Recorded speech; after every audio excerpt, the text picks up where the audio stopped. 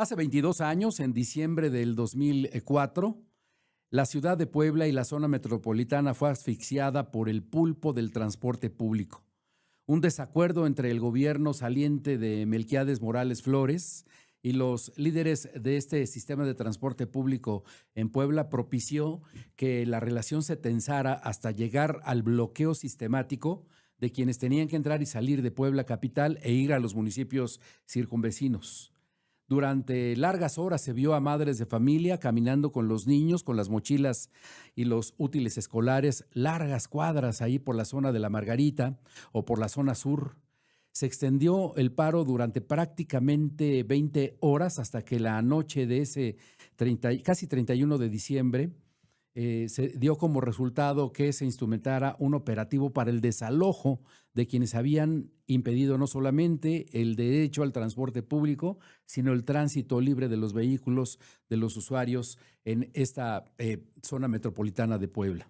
Es quizás el último gran paro convocado por este monstruo de 1000 cabezas en el que se ha convertido el sistema de transporte público y que convocó hace algunos días para repetir esa hazaña de hace 22 años el día de hoy. Sin embargo, podría decirse que la convocatoria a dejar de prestar este servicio por un grupo de concesionarios prácticamente fracasó. Ciertamente hay gente en estos momentos en las paradas de los autobuses esperando su sistema de transporte público como todos los días, pero la generalidad prácticamente es que todos están laborando de manera casi normal. Y no se puede dejar pasar un detalle. Es quizás el primer desafío que enfrenta el gobierno de Alejandro Armenta por parte de un grupo tan poderoso como el del sistema de concesionarios que todos los días prestan el servicio de transporte para quienes se mueven en toda la ciudad y la zona metropolitana, porque dentro del sistema de transporte público hay agrupaciones tan poderosas, por ejemplo, como la Antorcha Campesina, que maneja la Unilomas y algunas otras unidades y derroteros en esta amplia zona del corazón del estado de Puebla.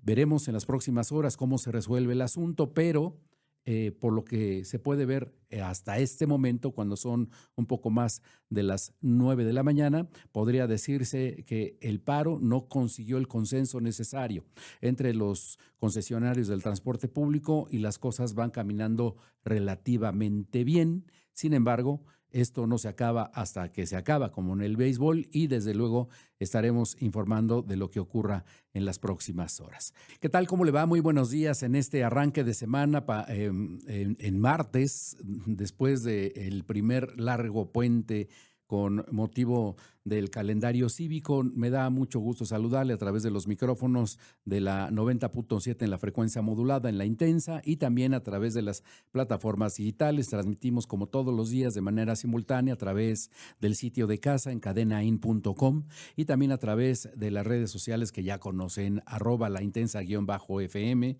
y la de un servidor, @fermaldonado_mx. Tanto el día de ayer como el día de hoy, vaya que ha hecho frío. Y de acuerdo con el pronóstico de Comisión Nacional del Agua, van a mantenerse las temperaturas extremadamente bajas, especialmente en la cuenca Libres Oriental, en donde el termómetro alcanzará los 2 y en algunos casos 1 grado centígrado. En Puebla capital y la zona conurbada hemos tenido en el día de ayer y el día de hoy 5 grados centígrados con una sensación térmica de 3, derivado de los vientos fuertes que se han registrado en las últimas horas. Mañana es probable que continuemos con estas bajas temperaturas y se pronuncia aún más por ahí del jueves y el viernes. Así es que la recomendación es que si usted tiene que salir, hágalo debidamente abrigado, cuide mucho las vías respiratorias porque hay un brote de influenza derivado de los cambios de temperatura a los que estamos siendo sometidos pues ya estamos en periodo invernal, no hay que olvidar, no hay que echar las campanas al vuelo. Sin embargo, pues con debidos cuidados, seguramente vamos a pasarla sin mayor dificultad. Y bueno, hoy la agenda informativa está integrada, como ya lo sabe, por esta convocatoria a un paro de que inmovilice a la gente que tiene que utilizar el sistema de transporte público. Sin embargo, miren, nosotros estamos ubicados en la calle de Tonancintla, aquí en la colonia La Paz, en una zona muy cercana a Prolongación Reforma, que es una de las vialidades más importantes y mayor transitadas en Puebla capital, que llega hasta la zona de Cuautlancingo, los Cholulas y demás. Y solamente ubicarse allí permite advertir que el sistema de transporte público está relativamente funcionando bien. En algunos casos sí hay rutas que han dejado de prestar el servicio, pero la mayoría de ellas continúan funcionando. Mire, la ruta Azteca, la ruta 10, la ruta 66, las unidades estas, las combis que prestan el servicio, digamos las peceras siguen funcionando de manera habitual. Así es que parece ser que entre quienes integran el gremio de los concesionarios del transporte público es muy probable que no hayan alcanzado un acuerdo general que permitiera la paralización como estaba previsto desde la semana pasada. Sin embargo, pues ayer el gobernador Alejandro Armenta, como usted ya lo sabe, dijo que habrá continuación del diálogo hasta que sea necesario, pero que tampoco se va a ceder a los chantajes. Y le compartía a usted la experiencia de aquel diciembre del 2004, cuando ahí sí hubo un acuerdo general entre los concesionarios de transporte público para evitar que la gente pudiera abordar las unidades que habitualmente utiliza para la movilidad necesaria y la cotidianidad en la zona de la capital y en los municipios conurbados. Ahí sí hubo una paralización impresionante que no tiene otro registro similar de esos años para acá. Hubo manifestaciones, digamos, espontáneas o aisladas cuando se dispuso la implementación del sistema de transporte articulado, el RUTA, en el periodo de Rafael Moreno Valle, pero tampoco fue una manifestación general que impidiera que la gente pudiese moverse de un sitio para otro. Sin embargo, ayer, por ejemplo, a través de la cuenta de Facebook de quienes manejan este sistema de transporte público, quienes pertenecen a este gremio, hicieron publicar un comunicado en el que hacen una relatoría de lo que ha sucedido con este gremio a lo largo de los últimos años y toman como punto de partida justamente la ocasión en que se determinó introducir la 11 Sur en el Boulevard 5 de Mayo y luego en otras avenidas importantes de Puebla capital, como la de Diagonal Defensores de la República, este sistema de transporte articulado, el RUTA. De ahí para acá, olvidan, por supuesto, aquel episodio en el que dio como resultado que alguno de los líderes de esta manifestación, de este paro, fuera detenido y puesto a disposición de las autoridades bajo distintas imputaciones, entre ellas ataques a las vías generales de comunicación y otro conjunto de imputaciones que luego se fueron desvaneciendo porque finalmente prevaleció el diálogo.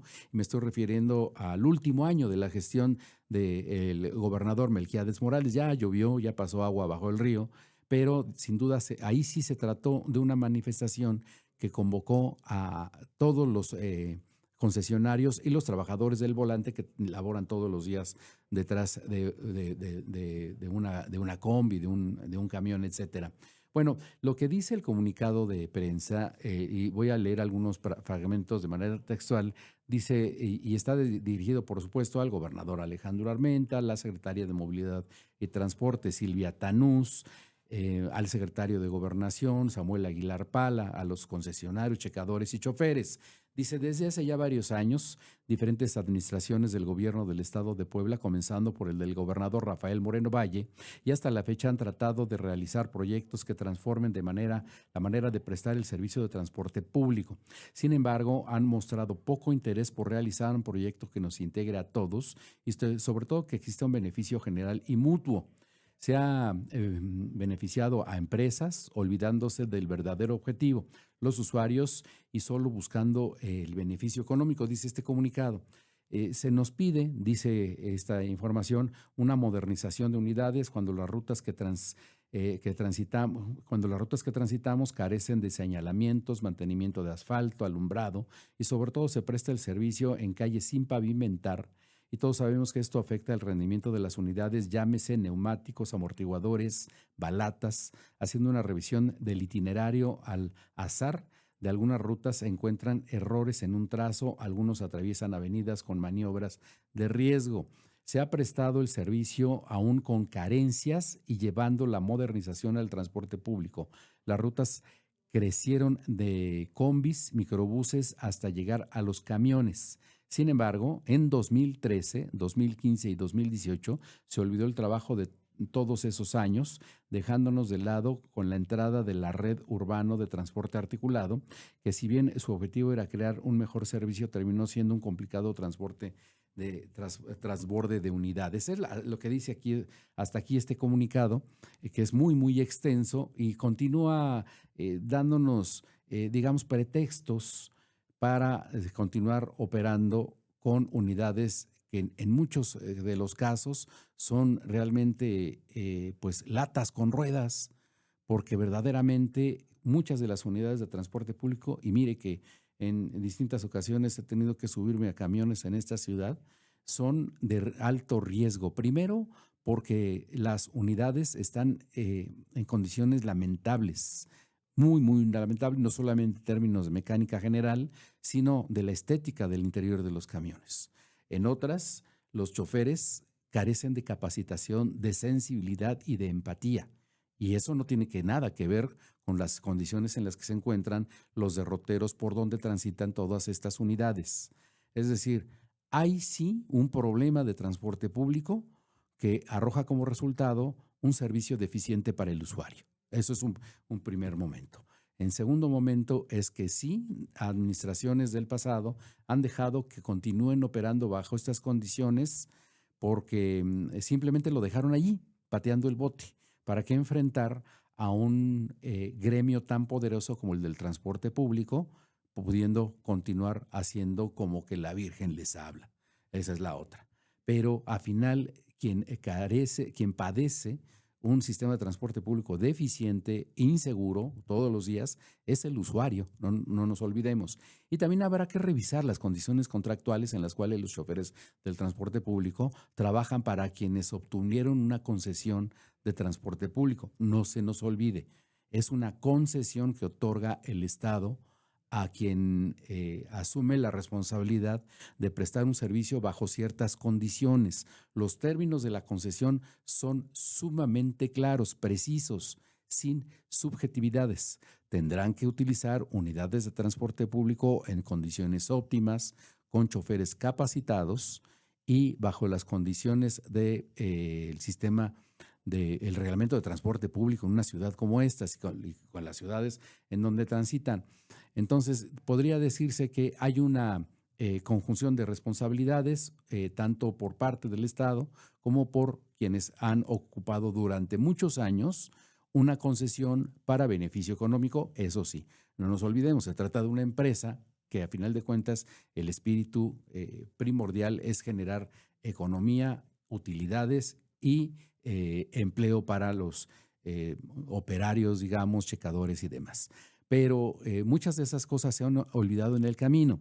Y también hay que decir otro aspecto, el político. Durante mucho tiempo, perfiles de operación electoral fueron beneficiados con el otorgamiento de concesiones de transporte público. Pienso, por ejemplo, en personajes como Arturo, a quien le dicen el Sapo Loyola, un cuadro dirigente del Partido de la Revolución Democrática, que durante años se benefició de las bondades de ser servil a los gobernadores en turno. Obtuvo una cantidad muy importante de concesiones a cambio de ¿qué?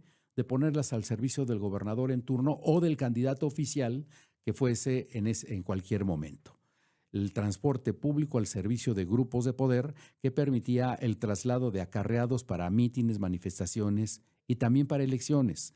Estoy pensando solamente en uno, pero ahí hay muchísimos nombres más que se han beneficiado históricamente del acuerdo por debajo de la mesa con los gobiernos de los estados para obtener un número mayor de concesiones de transporte público a cambio de favores políticos en periodos electorales. Por ejemplo, o también es el caso de la agrupación Antorcha Campesina, que se han convertido en un auténtico dueño de las calles y que ha rivalizado incluso hasta la riña callejera para obtener las prebendas que consiguieron en los regímenes del pasado. Por eso no es exagerado pensar que el gobernador Alejandro Armenta, su equipo de trabajo, la secretaria de Movilidad y de Transporte, la maestra Silvia Tanús, tienen frente a sí el mayor desafío de este naciente 2026. Lo que suceda derivado de este amago de paro de transporte público, si hay resultado en una negociación o se impone la ley a rajatabla, veremos qué es lo que sucede. No hay que olvidar que todo lo que sucede en este 2026 pasa por el tamiz de la elección del 2027. En unos minutos más, por ahí de las 10:30 de la mañana, el gobernador Alejandro Armenta, su secretaria de Movilidad y Transporte, Silvia Tanús, junto con el equipo de trabajo, van a ofrecer una conferencia de prensa en la que el tema central será justamente el amago que realizó el sistema de transporte público, que estallaría el día de hoy justamente en el arranque de actividades normales para todas y para todos en la zona metropolitana y también en los estados, en los municipios que concentran mayor unidades de transporte público bajo el modelo de concesión. Veremos entonces qué es lo que sucede en las próximas horas. Son las 9 de la mañana con 20 minutos. Vamos a hacer una pausa, vamos a rezar con el tema político nacional que cruza por el territorio poblano, porque ya sabe usted que Adán Augusto López Hernández, aunque él dijo que se va por su propio pie, que no lo fueron, que no le dieron las gracias, ciertamente continúa en ese mismo tamiz. La presidenta de México, Claudia Sheinbaum, habló de esta circunstancia por segunda vez esta mañana en su conferencia de prensa, de una manera pues más fría que el ambiente con el que amanecimos en este país, particularmente en el corazón de la República Mexicana, y que fue de más o menos entre 3 y 5 grados centígrados. Volvemos después de la pausa. Cuando son las 9 de la mañana con 21 minutos en la cabina de transmisiones de Destrozando la Noticia a través de la 90.7 en la frecuencia modulada y también a través de las plataformas digitales. Fíjese que el otro tema en la agenda informativa en este inicio de semana corta, por supuesto, es el de la salida de Adán Augusto López Hernández de la Coordinación de Senadores de Morena allá en la Ciudad de México. Adán Augusto López Hernández, todo el mundo lo recordamos aquí en Puebla Capital, porque en mayo del 2023 reunió un grupo de empresarios en la zona de Lomas de Angelópolis, en una cena a la que estuvo convocado su entonces amigo, socio, colaborador, Ignacio Mier Velasco. Ahí dijo, aún siendo secretario de Gobernación, que de su cuenta corría para convertirlo en candidato a gobernador en el estado de Puebla, cosa que no sucedió, como ya todo mundo sabemos. Tiempo después, cuando se definió la candidatura presidencial en la persona de Claudia Sheinbaum, Adán Augusto López Hernández fue premiado con esta responsabilidad en la Cámara Alta. Se llevó como vicecoordinador a Ignacio Mier, que continuó siendo su coequipero en este grupo político. Y finalmente este fin de semana se cumplió un pronóstico que ya se veía desde hace algunas semanas: la salida del propio tabasqueño y el arribo del poblano a esta responsabilidad. Ayer y hoy la presidenta de México, Claudia Sheinbaum, se refirió a este tema en especial y en particular. Y como se ha visto en las últimas semanas, los silencios en la clase política también dicen y dicen mucho. Claudia Sheinbaum no tuvo expresiones de agradecimiento, aliento, ni de bienaventuranza para quien se fue de la coordinación de los senadores en la Cámara Alta. Tampoco la tuvo para quien llegó a esa responsabilidad, el poblano Ignacio Mier.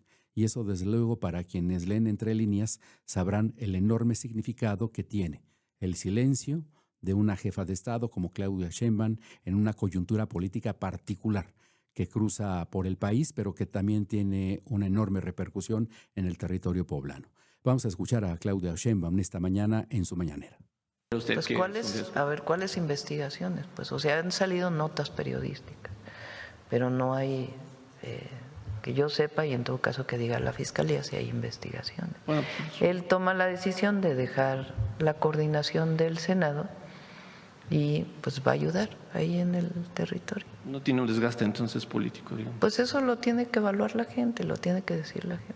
Y sobre el nombramiento de Ignacio Mier, presidenta, ¿qué le parece? ¿Lo respalda? ¿Lo conoce? ¿Confía? Sí, pues es una decisión de los senadores de Morena. Nosotros somos muy respetuosos. Y además quiero agradecer a los senadores y a los diputados del movimiento, porque es Morena, PT, Verde, Van a escuchar el discurso del 5 de febrero, la cantidad de reformas constitucionales que se han aprobado y de reformas legales, muy importantes para el país, muy importantes, que contrario a lo que dice la oposición, que generan mucha incertidumbre, generan certidumbre y desarrollo para el país. Gracias.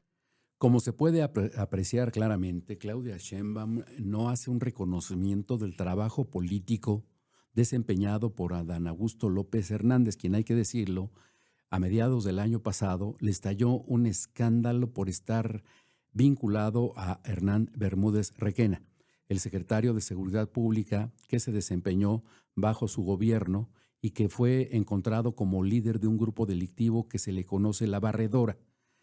Desde ahí para acá fue descendiendo una suerte de espiral política que terminó por desgastar profundamente su imagen como interlocutor con otros grupos parlamentarios. Esa circunstancia la conoce muy bien una profesional que ha dado cobertura puntual y precisa a las actividades en la Cámara de Senadores. Me refiero a la periodista Leti Robles de la Rosa, quien hoy ha abierto generosamente unos minutos para platicar con ustedes y con nosotros de cómo debe leerse este enroque ocurrido allá en la Cámara de Senadores. Leti, ¿cómo te va? Muy buenos días. Gracias por conversar esta mañana en Destrozando la Noticia.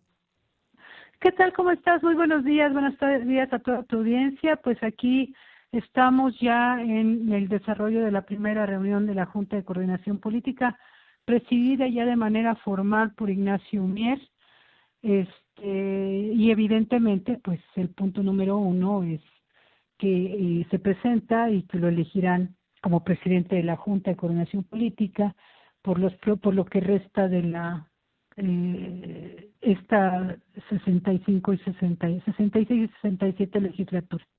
Leti, fíjate que iba yo a preguntarte si la presencia, la influencia y el poder de Adán Augusto se iba a desvanecer con su salida de la coordinación del grupo parlamentario, pero veo una información puntual publicada por ti en el periódico Excelsior, en donde das cuenta de la existencia de un grupo político muy poderoso incrustado en Cámara de Senadores con 22 tabasqueños en puestos clave.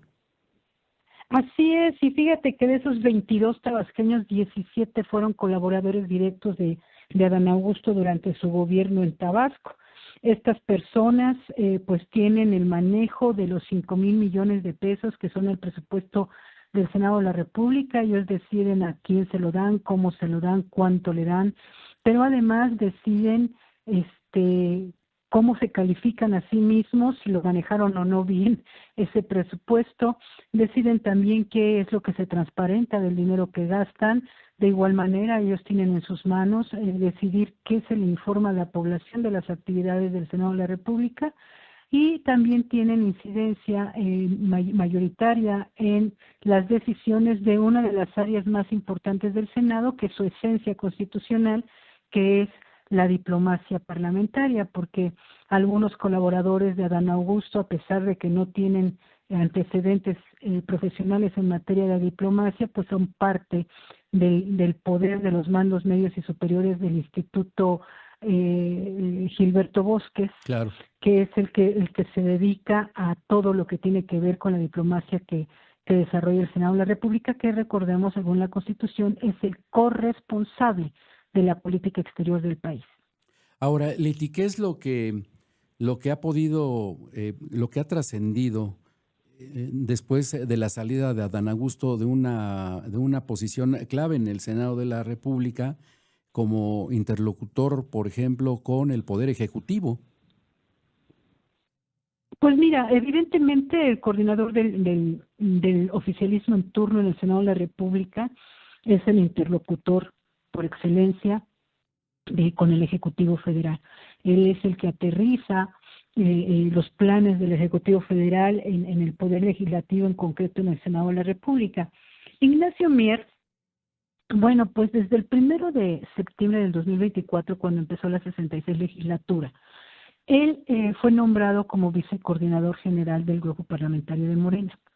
Y desde esa posición se convirtió en un coordinador de facto, porque ha sido el que encabeza pues el 95% de las reuniones que ha habido en la Junta de Coordinación Política, y es el que establece el diálogo con el resto de las fuerzas políticas. Adán Augusto López Hernández prácticamente no entró a esas reuniones, lo hizo ya en los últimos meses, pero el diálogo real era con Ignacio Mier.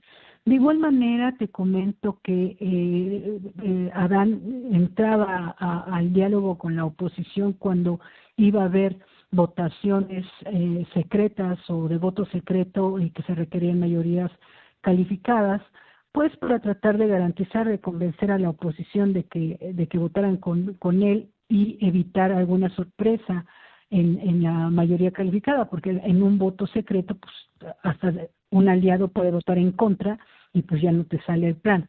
Entonces, pero de ello fuera, prácticamente ha sido Ignacio Mier el que se ha encargado del diálogo, pero también, y contestando directamente a tu pregunta, el interlocutor con el Ejecutivo Federal, también en esa calidad de vicecoordinador, era el que exponía prácticamente todos los puntos frente a la Presidenta de la República en las reuniones semanales, a veces quincenales, que ha sostenido todos los lunes, tanto con Adán Augusto López Hernández como Ricardo Monreal, coordinador de los diputados morenistas.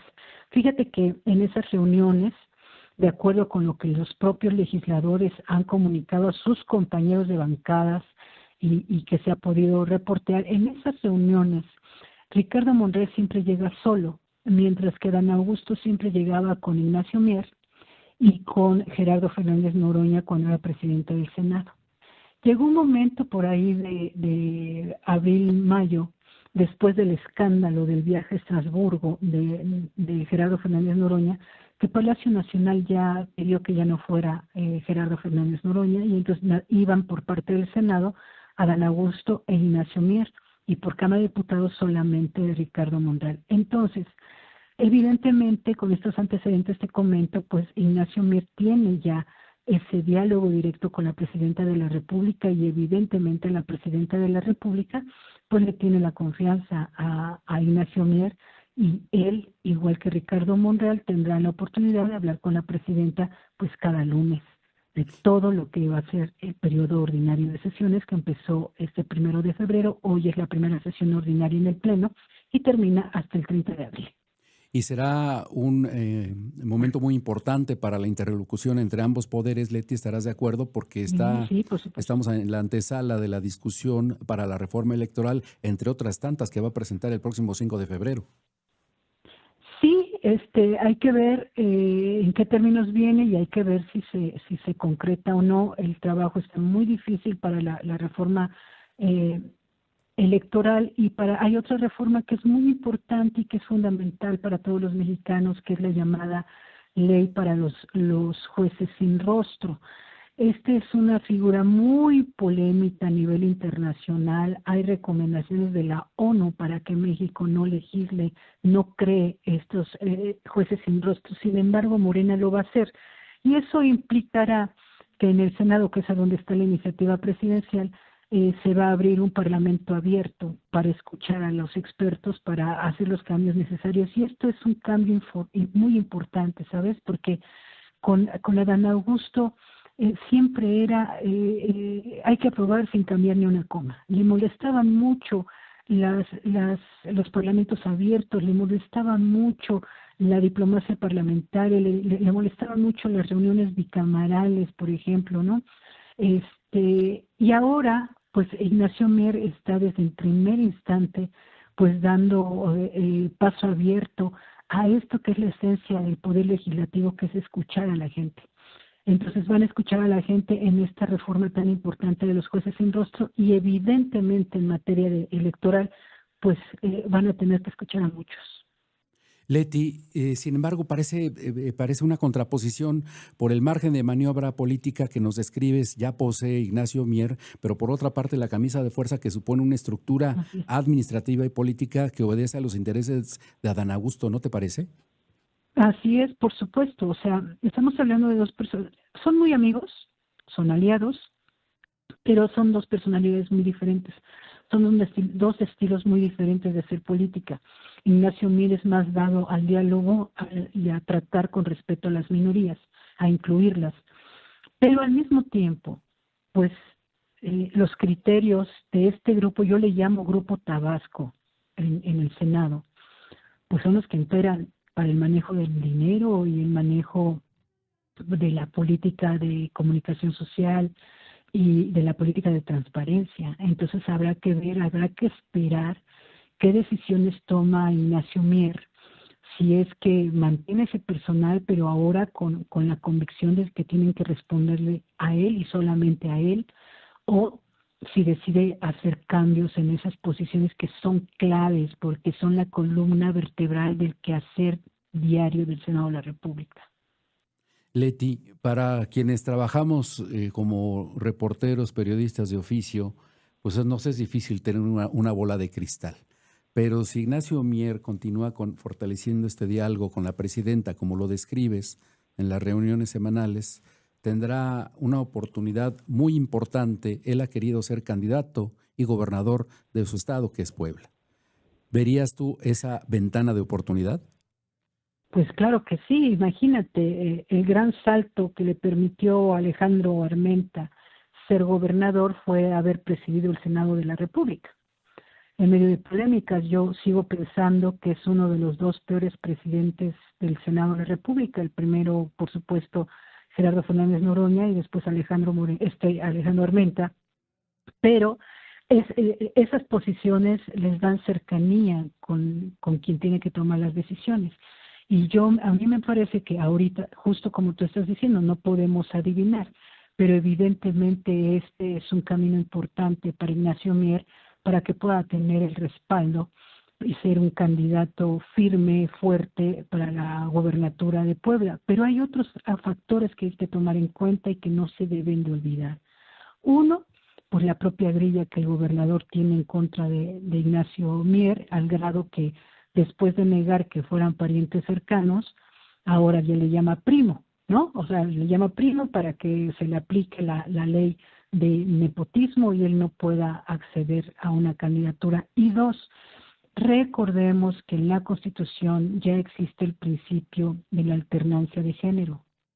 Y si hoy tenemos gobernador, es muy probable que en el siguiente tenga que ser una gobernadora.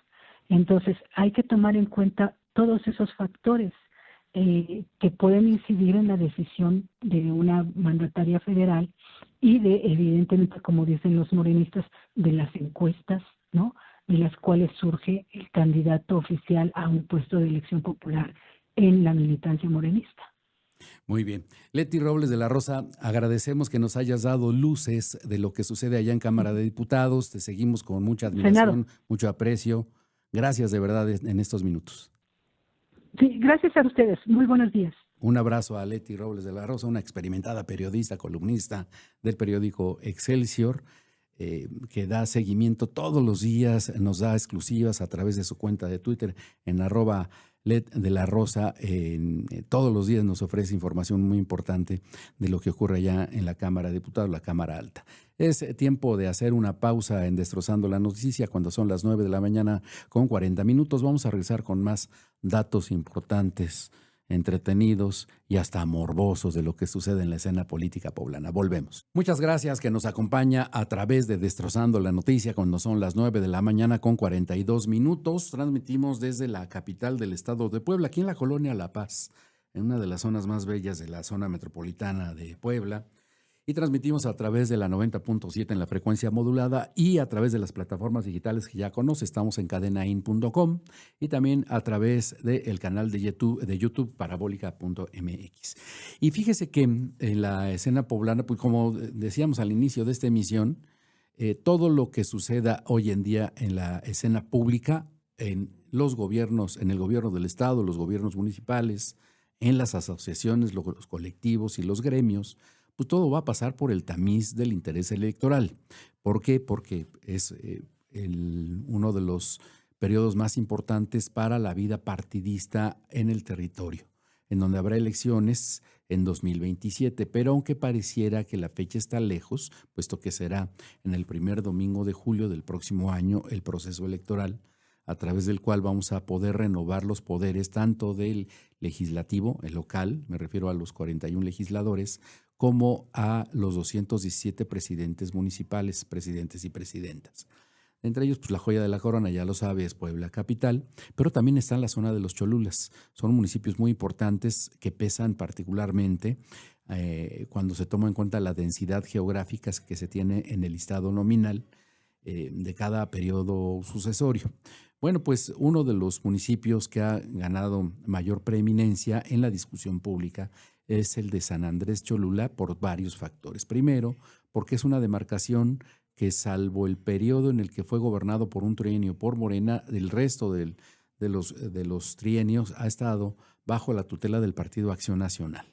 Y es el caso de, primero, con el Mundo Tlatehui, que alcanzó el triunfo en 2018 para luego cederle el paso a su esposa, quien ahora es presidenta municipal, Lupita Cuautle. Un matrimonio de poder cuya militancia en el Partido Acción Nacional está fuera de toda duda. Bueno, el asunto es que este es uno de los municipios más importantes de la zona metropolitana por varias razones. Primero, porque significa un coto para Acción Nacional al que no se le ha podido arrebatar ni cuando el PRI era mayoría, y ahora que Morena lo es, pues tampoco ha podido hacerle mucha mella. Y el otro es, primero, el crecimiento económico, el significado que tiene la aportación para el desarrollo comercial, empresarial y habitacional.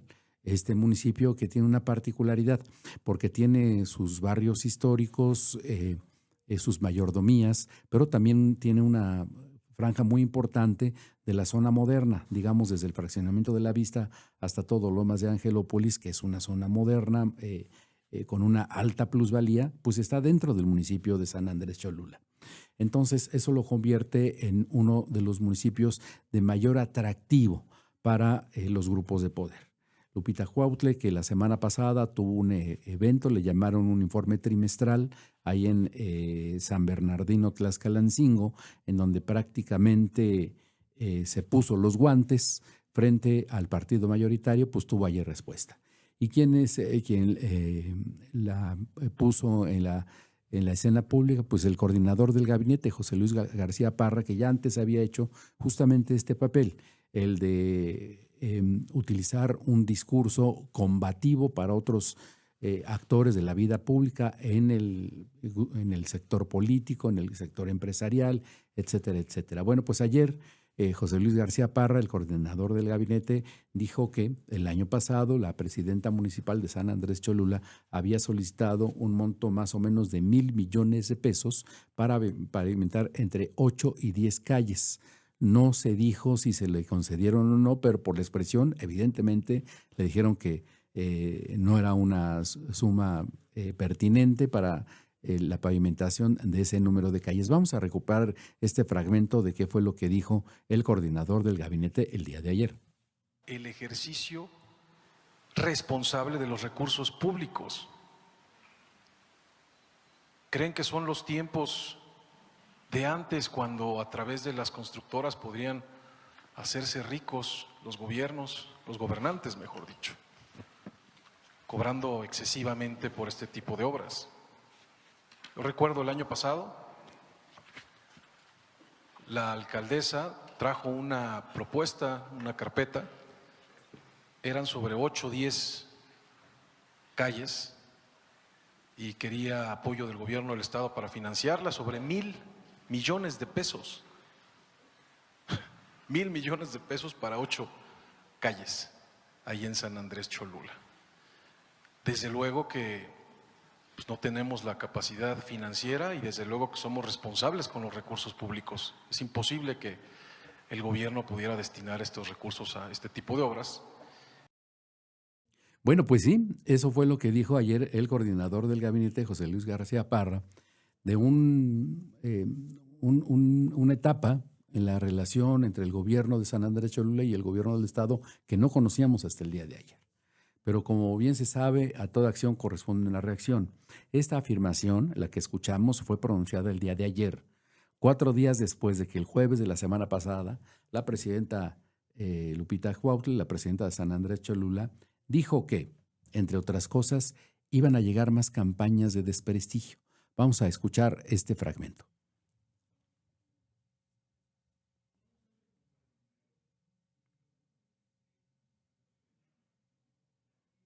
¿Sí la tenemos? Para que los proyectos y las obras que impulsemos no avancen, aun cuando saben que la verdadera afectada es la sociedad entera. Sus acciones estarán encaminadas a impedir la continuidad del cambio de rumbo de San Andrés Cholula. Sabemos que no lo harán con higiene política. Por el contrario, harán sentir sobre nosotros la furia de la difamación y la injuria por lo que han venido haciendo. Se avecina una feroz campaña de difamación mucho más agresiva de la que hemos recibido. Ante esta embestida que se asoma en el horizonte del autoritarismo, tenemos que incrementar nuestra resiliencia. Quiero decir que necesitamos aumentar nuestra capacidad para soportar y contener las incontrolables pasiones políticas que vendrán vestidas de odio político. Vamos a contener esa embestida con la virtud. Bueno, pues sí, ahí están las dos posturas. La durísima narrativa utilizada por la presidenta municipal de San Andrés Cholula, allá en San Bernardino, Tlaxcalancingo, y la respuesta que tuvo el día de ayer de parte de José Luis García Parra. Hay que observar un detalle. Estamos comenzando el segundo mes de este 2026 y falta todavía para el proceso electoral del próximo año algo así como 18 meses.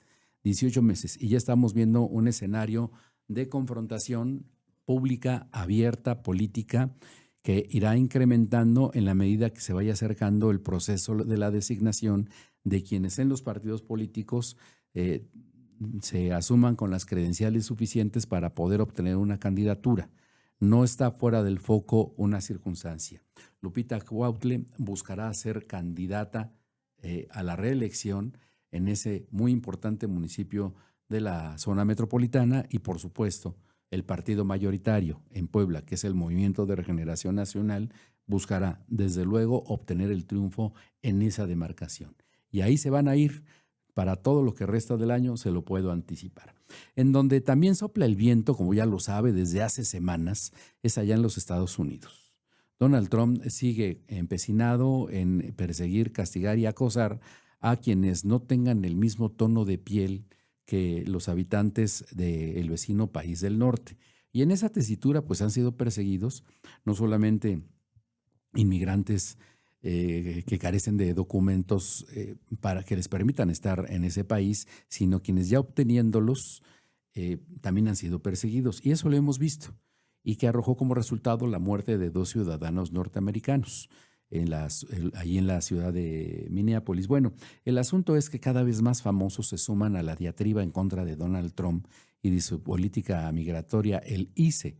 Este fragmento es el del actor muy afamado que ha triunfado en la industria cinematográfica en la Unión Americana, aunque es de origen español. Antonio Banderas se sumó a esta crítica en contra del presidente de los Estados Unidos y quienes le hacen la corte todos los días. Vamos a escucharlo. No haber visto nada tan vergonzoso como la banda de macarras que ha inventado este señor, haciendo lo que están haciendo con personas mayores, sacándolas de las casas, de sus casas, prácticamente desnudos, tirándoles en la nieve, llevándose a niños esposados, niños con 12 años. Me dio una reacción física ante eso, me dieron arcadas, náuseas, viendo en la televisión unas de esas imágenes a una chica que torteaban y le pegaban una paliza en el suelo entre estos macarras, porque no tienen otro nombre, violentísimos. ¿Qué necesidad hay de eso? ¿Qué necesidad hay de sacar una pistola y darle 10 tiros a un hombre que llevaba un móvil en la mano? ¿Qué necesidad? No lo entiendo. Yo tengo a mis hijos espantados, a mi hija diciendo: papá, yo he nacido en España. A mí pueden venir a buscarme. Es muy duro.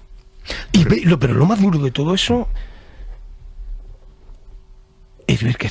Sí, como bien lo dice la hija de Antonio Banderas, que si bien nació en España, viven en los Estados Unidos y en condiciones legales, pero eso no los pone a salvo de que sean objeto de la persecución, como tantos otros ciudadanos norteamericanos que solo por el tono de piel que tienen son sujetos de ser perseguidos, cacheados, golpeados y sometidos por la Policía Migratoria de los Estados Unidos. Y para quien escuchó a Antonio Banderas decir macarra, el diccionario dice que es exactamente sustancial a quien es corriente, vulgar, agresivo, de poca monta.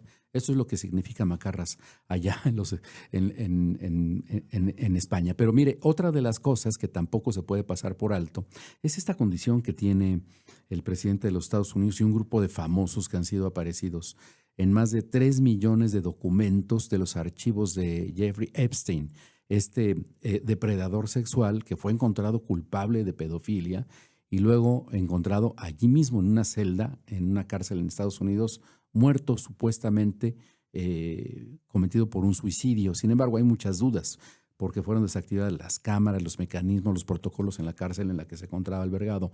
¿Por qué? Porque en los archivos obran nombres de gente tan poderosa como el propio Donald Trump o como Bill Clinton, por ejemplo. Vamos a escuchar este material.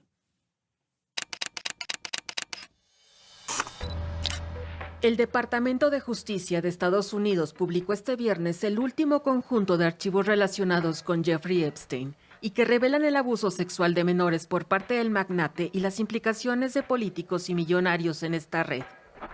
Esta última divulgación incluye más de 3 millones de páginas de documentos.